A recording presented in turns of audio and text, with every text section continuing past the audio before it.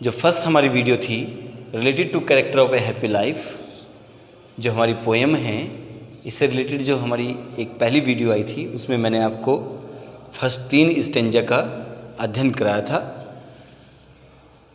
We have to write hint, first of all hint लिखा जाना चाहिए।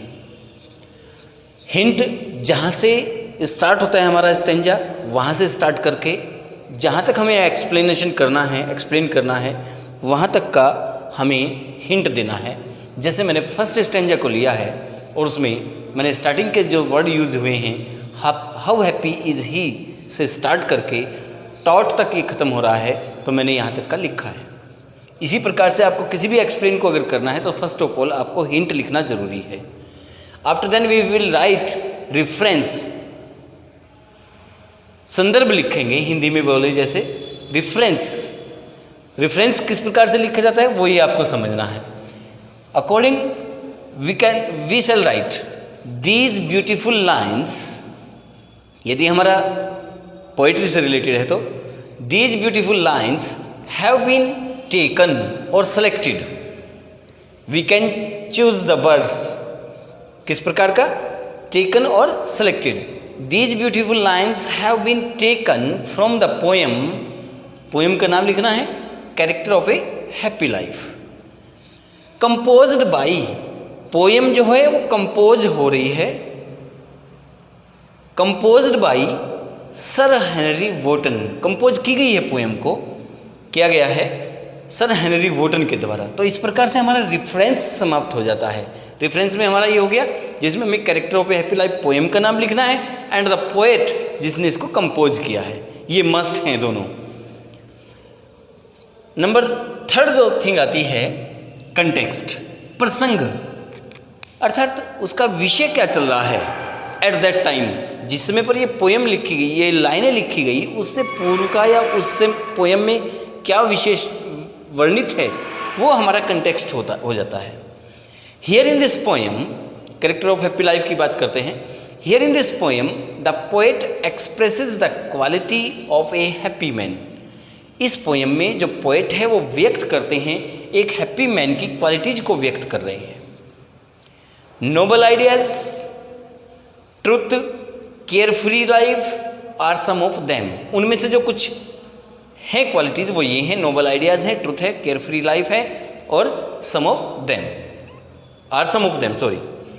एक्सप्लेनेशन, एक्सप्लेनेशन करने से पूर्व हमें कुछ वर्ड मीनिंग्स देख लेने चाहिए जो हमारे हर्ड होते हैं। फॉर एग्जाम्पल यहाँ पर देख लेते हैं, हियर इज सर्थ, जो फर्स्ट स्टेंजा है उसमें जो हमारा है सर्थ मीन्स सर्व, कार्य करना, किसी कार्य को करना। आर्मर मीन्स वेपन, मतलब safety things. Skill means ability, qualities which we have. Utmost special quality, utmost, utmost skill जो होगा, utmost skill, special ability, special quality. Now let's see the explanation. हमारा फर्स्ट स्टेंजा जो हमने पढ़ा था, how happy is he born और taught that serve not another's will, whose armour is his strong retreat, sorry, whose armour is his honest thought and simple truth his utmost skill. इस stanza का explanation ये रहेगा।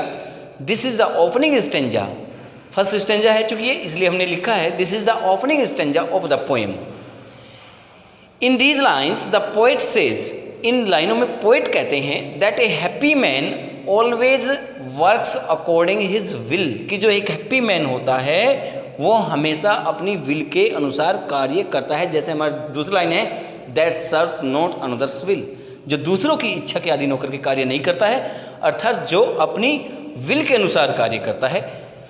He never depends on others, अर्थात वह दूसरों पर कभी भी डिपेंड नहीं रहता है। His this quality, first line जो हमारी आती है, how happy is he born और taught, his this quality may be by born, उसका ये जो गुण है, जो उसमें ये गुण है डिपेंड न रहने का दूसरों पर, ये जन्मजात हो सकता है या फिर ही हैज़ बीन टॉट, या फिर उसको सिखाया गया होगा। ये he always speaks the truth, वह हमेशा क्या बोलता है, लास्ट की जो 2 लाइनें हैं उनका एक्सप्लेनेशन है ये, he always speaks the truth and leads an honest life, वह हमेशा वह सत्य बोलता है और एक ईमानदारी से परिपूर्ण जीवन जीता है।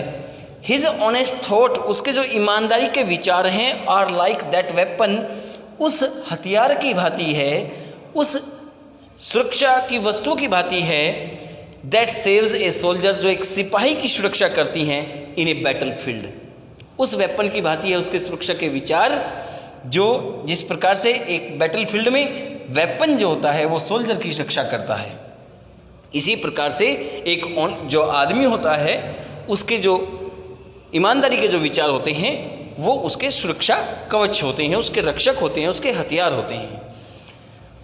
The special quality of a happy man, जो विशेष गुण है एक व्यक्ति का, इज हिज ट्रुथ, उसका सत्य है, उसका सत्य बोलना है, अर्थात जो आदमी सत्य बोलता है वह व्यक्ति बड़ा ही खुश रहता है। तो ये हमारा एक्सप्लेनेशन हुआ। अब थोड़ा कमेंट यूज़ कर लेंगे। पोएट ने, हमने जो फिगर्स ऑफ स्पीच पढ़ाया है उसके अनुसार जो हमारी इस लाइन पैसेज स्टेंजा की जो 3rd लाइन है, whose armour is his honest thought, इसमें the poet has used metaphor in the 3rd line of the stanza. Next explanation के साथ दूसरी वीडियो में उपस्थित रहूँगा, तब तक के लिए धन्यवाद।